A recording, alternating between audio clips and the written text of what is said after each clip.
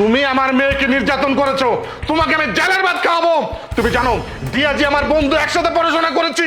কোথায় কোথায় আমার মেয়ে? কি করেছো তাকে? আরে আব্বা, আপনি কি উল্টাপাল্টা কথা বলতেছেন? আপনার মেয়েরে আমি কিছুই করিনি। আপনি আপনার মেয়েরে যে জিজ্ঞেস করেন। কিছু করনি না? কিছু করনি? আমি সব শুনেছি। দাঁড়াও দাঁড়াও, আমার মেয়েকে জিজ্ঞেস করলে সব তথ্য বেরো যাবে। সরো। হায় হায় হায় হায় রে, আমার মেয়েটার কি অবস্থা! মা, তোর এই অবস্থা কিভাবে হলো মা? বাবা আমি আসলে বুঝতে পেরেছি, আমাকে আর বলতে হবে না। এই যে বদমাসটা আছে না, এই বদমাসটা, এই বদমাসটা তোকে মেরে ফেলার চিন্তা ভাবনা করছে। বাবা তুমি আমার কথাটা একটু শোনো। তোর আর কোনো কথা বলতে হবে না, তোর কোনো কথা বলতে হবে না, আমি সব বুঝেছি। এই যে গাধাটা আছে না, এই গাধাটার কাছে বিয়ে দিয়ে আমি সর্বনাশ করেছি। আজকে আমার এই ফুলের মতো মেয়েটার গলার মধ্যে কি একটা অবস্থা হয়েছে। আর আমি যাকে একটা ফুলের টোকা দিতাম না, আজকে এই বদমাসটা আমার মেয়েটাকে মেরে ফেলার চিন্তা ভাবনা করতেছে। ওই কি করেছিস আমার মেয়েটাকে? বাবা তুমি ভুল করতেছো। মেঘ তুমি বাবাকে বলো না কি হয়েছে। আর কথা বলিস না। এই এই বদমাস, কি করেছিস আমার মেয়েকে? বল। আমার কি দোষ? ফ্যানে একটু প্রবলেম হয়েছে, আপনার মেয়ে বললো ফ্যানটা সারতে। তো আমি ফ্যানটা সারতে গিয়ে দেখি যে হাত দিয়ে ধরতে পারতেছি না, এতটুকু উপরে আছে। তো সে বললো যে একটা চেয়ার দিয়ে ওঠা। আমি বললাম যে না, খাটের উপরে চেয়ার দিলে ব্যালেন্স করতে পারবে না। সে আমারে বলতেছে আমি তো চেয়ারটা ধরতেছি, তোমার ভয় নাই। সে সুন্দর করে চেয়ারটা এমন করে ধরে রাখছে।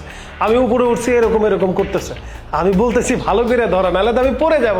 সে আমারে বলতেছে হ্যাঁ পড়বা না, আমি ধরছি। এরকম করতে করতে ঠাস করে আমি নিচে পড়ে গেছি। পড়ার পরে দেখি সে আমার নিচে। আপনি বলেন আমার কি দোষ?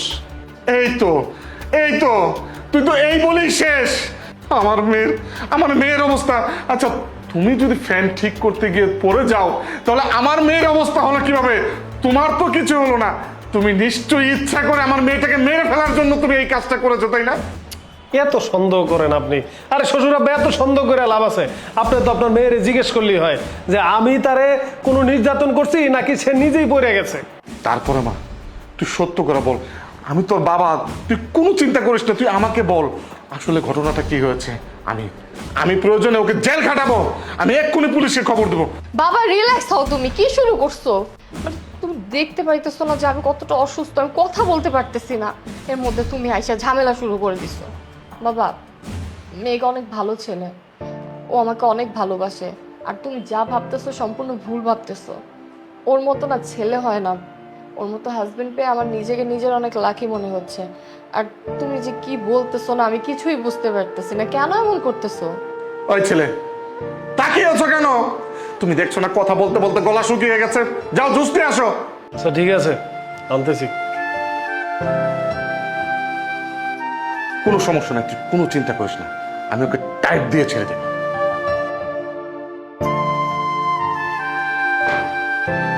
এই যে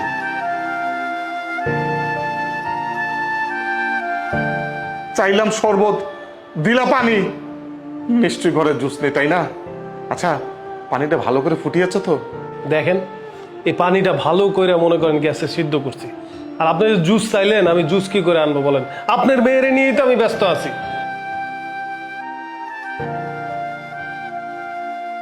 আরে, আমি সব বুঝতে পেরেছি। এই ঘরে জুস নেই, জুসের বোতল পানি দিচ্ছে। আমার মেয়েটার কতই না কষ্ট হচ্ছে, তাই না মা? আচ্ছা মা, তোকে ঠিক মতো খাবার দাবার দিচ্ছে তো? খাচ্ছিস তো তুই? তোমার কি মনে হচ্ছে বাবা? ও আমার ঠিকঠাক মতোই খেয়াল রাখে, আমাকে ঠিক মতোই খাওয়াই দিই। আর আমি ভালোই খাবার দাবার খাচ্ছি। যত্ন আত্মীর নমুনায় দেখছি আমার মেয়েটাকে অসুস্থ বানিয়ে ঘরে ফেলে রেখেছে। মারে, ঘরে ফ্রিজে ফল টল আছে কিছু? হ্যাঁ বাবা, ফল আছে। আর ও আমার ভালোই টেক কেয়ার করতেছে। তুমি শুধু টেনশন করতেছো। আই থামো। ওই ছেলে, এবং দাঁড়িয়ে আছো কেন? যাও ফল কেটে নিয়ে এসো। আশ্চর্য, আপনার কি মনে হয় আমি কাজের ছেলে? আবার মুখে মুখে কথা বলছো, বেয়াদব কোথাকার! আমি যেটা বলছি সেটা শোনো, যাও নিয়ে আসো। আচ্ছা ঠিক আছে। বাবা আরে তুই কোনো চিন্তা করিস না, আমি জানি না ম্যাক খুবই ভালো ছেলে, তারপরেও শ্বশুর হিসাবে জামাকে একটু টাইট দিয়ে রাখাই এই আর কি।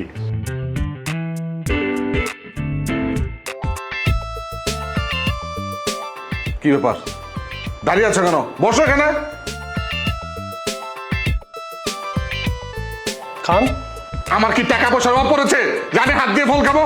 খাইয়ে দাও। আশ্চর্য ব্যাপার, আপনি বুড়ো মানুষ, আপনাকে আমি ফল খাইয়ে দেবো? আহ, আরে ন্যাকা, কিছুই বোঝে না। আরে আমি তো আমার কথা বলিনি, আমি বলেছি তোমার বউকে একটু যত্ন আত্তি করো, ওকে খাইয়ে দাও।